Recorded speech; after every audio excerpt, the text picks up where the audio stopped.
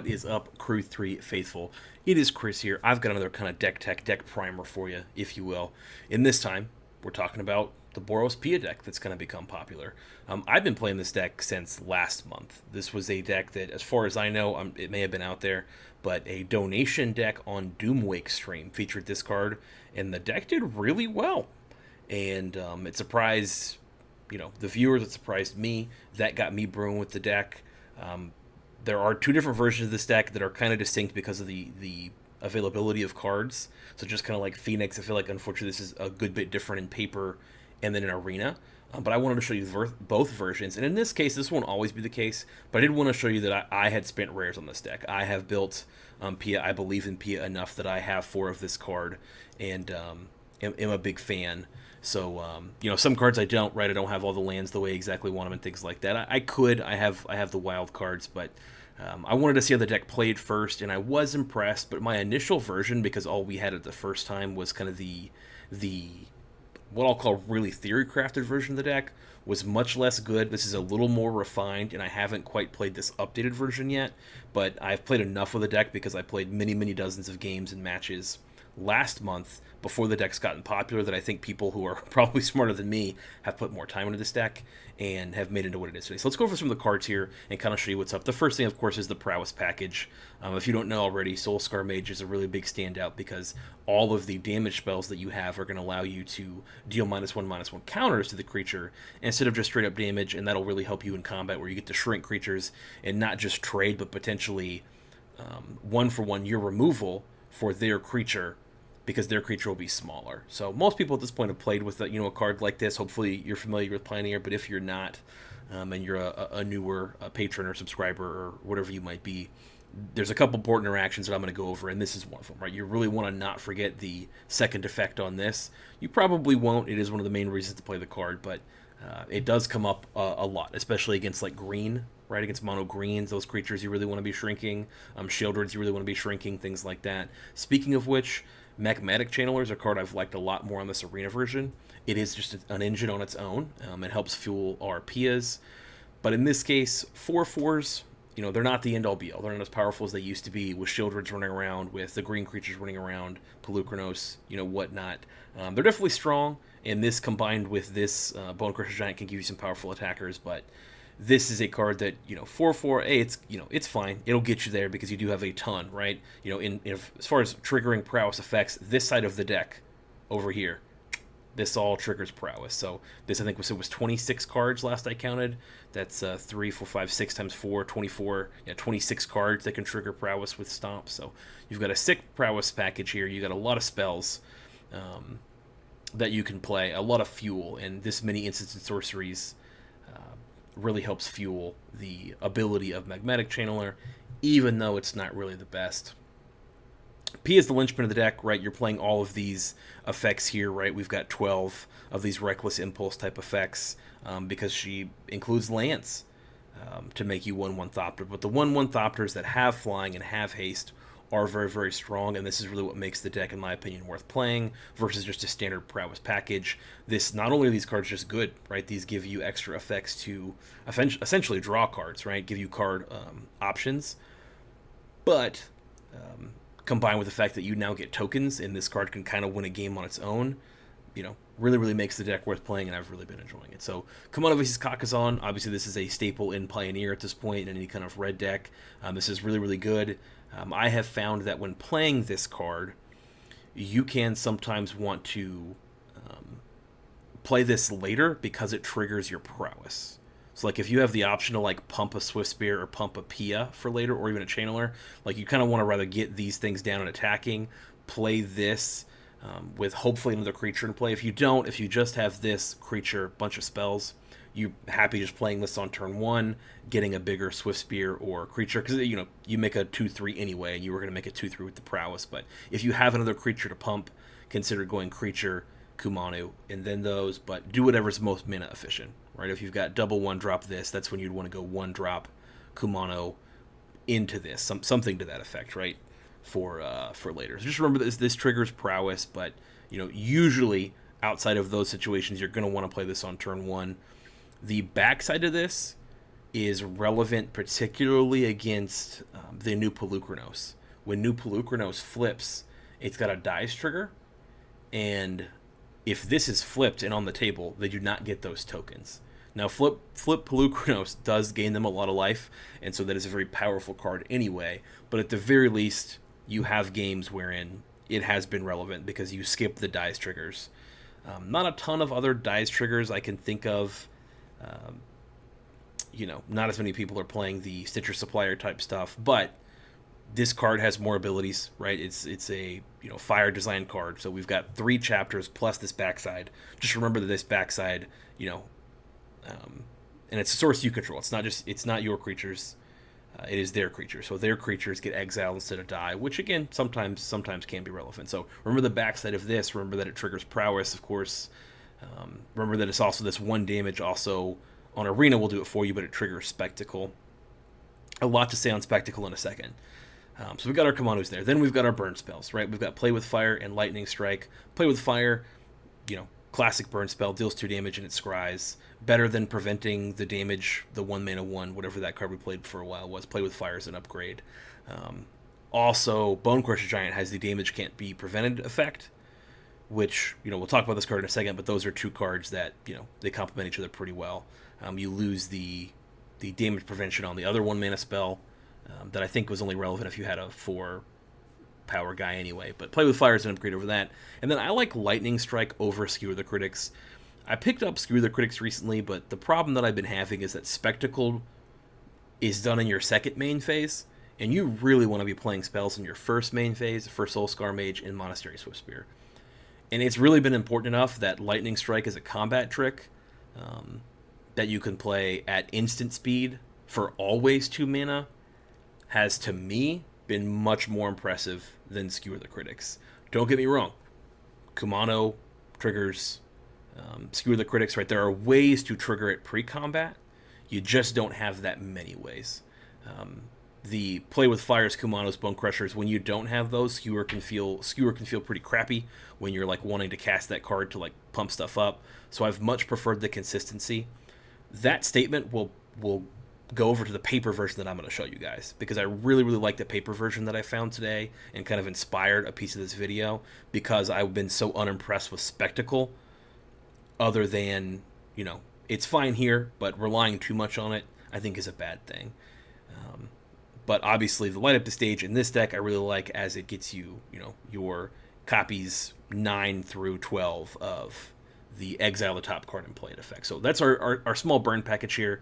We're not playing any of the removal, mostly because although Ossification is on Arena and you could play that, Chain to the Rocks is not on Arena right now, and I think that changes the version of the deck to this style, where we're a little more low to the ground aggressive than the version that I'd play in paper, that I'll show you guys in a moment. But on Arena, this deck, especially in best of ones, right? We get to go to the face, we get to finish people off with effects like this. Really, really like it. Highly been preferring this over Skewer the Critics. You can make your own decision on that, because you do have quite a few ways to trigger it, right? But there was enough feel bad moments for me, especially with the mana constrictions. We're only playing 19 lands. This deck, you could potentially play 18 lands if you really wanted to. But with the land constrictions that we have, you don't have a ton of mana to go, okay, let me play these trigger spells that you're trying to play early for prowess anyway, trigger Spectacle, and then play the cards you've gotten from, exile to do this. So with limited mana, effects like this are great just to finish off. They're always going to cost 2. You can always cast them to get your trigger, because a lot of times you're just a prowess deck. There's a good chunk of the time your Pia dies, you don't see a Pia, where you're still a functional creature deck between the creatures that we have. That your prowess deck is a lot stronger, and you don't really want to rely on that Spectacle from what I've seen. So that being said, the draw power that this offers you is why you would play this deck over a traditional burn. This lets you win a lot of longer games that feel really, really hopeless in some of the more traditional burn packages. This deck has been really strong. You've really been missing draw power, and it feels like you're playing an Izzet deck with the amount of cards that you get to see. It also lets you kind of trim some copies of certain things when you get to do these, what do we call these effects? We'll call them Reckless Impulse effects. and really let you go the distance, give you more options, let you see more cards. It fixes some of the flood, it fixes some of the mana screw that you can have, where you get to see a lot more cards, and as a result, I think cut some lands because you're drawing so many powerful cards.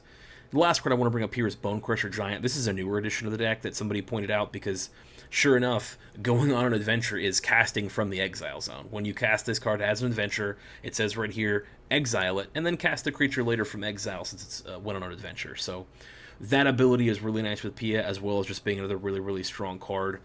This has been another great addition to the deck that I wasn't playing at first that I really should have. This again, another very, very powerful effect that happens to play really nice with Pia.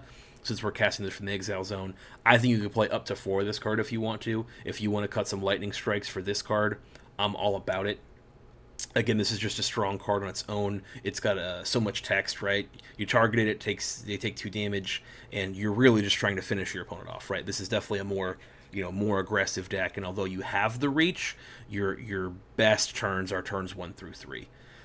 So slamming this on turn 3, though, even if you don't cast the instant piece of it, as a powerful 4/3 effect, can get people, and just adds to the overall range of the deck. A card I had in this deck before that you could consider is Feldon something. It's a 2-mana. Let me see if I put it in the sideboard over here. I did. These are cards you should consider for the sideboard. Let me find this card real quick. It's called like Feldon something, I thought. See if we can find it real quick. Because I was playing with this before, and I thought it was good. Yeah, there you go. Rotom Excavator. It's got haste, and when it deals damage to them, right, this is another way to just trigger your Pia, but it's also got haste, and gets you casting cards. So this is the card I was thinking of. The one I'm looking of is the Rogue. Let me see if I can find the Rogue here real quick. And then the 2-mana one. Robber of the Rich.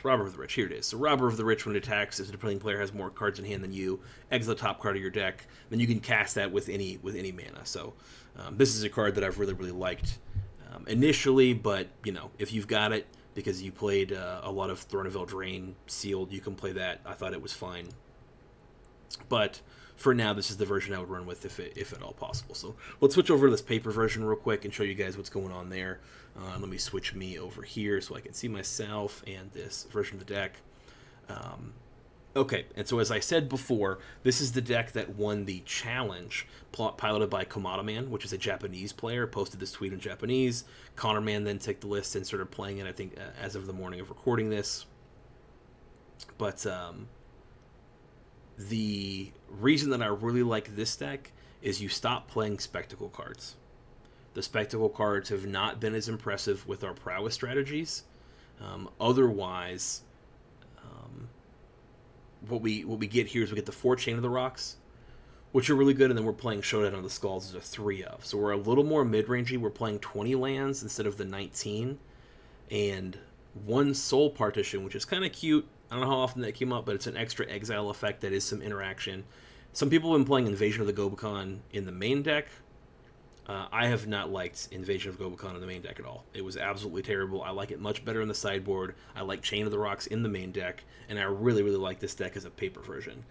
In fact, I wish I would have seen this because I bought into the deck and really like this version a lot. Showdown of the Skulls is incredibly powerful. If you play with it in Limited, you know how strong it is. It was reasonably strong in Standard. I think it does a good job of impersonating Escape to the Wilds, and really, really helps this deck go long. I mean, you can start going all in on a 1-drop with the second abilities of this, and you, again, get to play a lot of lands because of the amount of card draw that you get. You actually not infrequently flood out or have more lands than you want, but you help control that a lot with these kind of impulse effects here. So really love this version of the deck. As soon as I saw it, I was like, yep, this solves the problem that I had with the Spectacle cards. And I think this is a player that first of all, they won the challenge. I think it was the showcase. It was a showcase, I think is what it was. They won that, and I think this version of the deck shows somebody who's played the deck with that much insight, because again, I too was not impressed with the Spectacle version of the cards. As such, we have cut the impulse effects down to just Reckless Impulse and Ren's Resolve. and remove all spectacle effects. Went up to 4 Bone Crusher Giant, which I think is a really great insight. Started playing the Showdown to the Scalds, and then leaned a little more into white with the Chain to the Rocks, which has been a really good sideboard card, and then Invasion of Gobakons on the side. This is a really, really good Invasion of Gobakon deck. When this card flips, if you choose to flip it, you cast it from exile. So again, the deck does not revolve entirely around Pia. You can operate without it, but you do see a lot of your cards when playing this deck because of the impulse effects, and it's not unreasonable to expect to see this card most of the time. But if you don't have it, it's not the end of the world, but your cards are just really good without it, right? These are just draw spells. This is a interaction spell that, again, you'll never convince me is good in the main deck, but is good in the sideboard in a lot of decks, and I think this is one of them. This is kind of like the opposite, I feel, of a Thing in the Ice. I'd much rather be siding out my Thing in the Ice than them in. I think the metagame's really soft with Thing in the Ice right now, and this is a card that I, kind of feel the opposite. Like, there's a lot of decks, a lot of decks this card just does nothing against, and I really like setting this card in. I would never be in a position where, like, I didn't want this card but had it on my main deck. It's just so terrible. Like, it does trigger prowess, but there's just a lot of times where, like, your opponent just has no cards in hand, right? You saw this too late, and I think you really need to be having this in against certain type of decks. We also get access to Wear Tear, which is another card that we don't have on Arena. We do have Shut in the Scalds, we do have Bone Crusher Giant, but we don't have Chain to the Rocks is a pretty big one. We don't have Wear Tear, we don't have Rending Volley.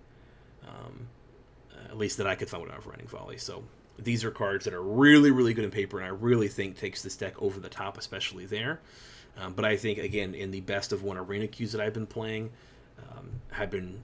we've been doing solid. We have in the arena version Alpine Moon, things like that in our sideboard. So you've got this list. You can find Kamado Man's Twitter to see it. So go find this list if you want to look at it more. We're going to switch back to our arena version, and then again, we'll pull this up here, check out the sideboard. So move myself over again.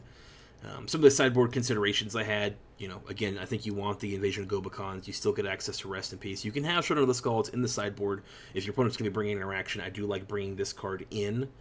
You couldn't shave to 18 lands, I don't think, and play this in the sideboard, but I do think sideboarding this card in on Arena when you're facing a slower matchup is totally fine. And then, of course, Rest in Peace. Not a ton of graveyard decks, but if you are playing against the Gearhulk version of Creativity, because that version is a lot more popular given that we don't have the 2-card combo. We don't have Worm on Arena, so you're going to see a lot more of that. I think this card is totally fine.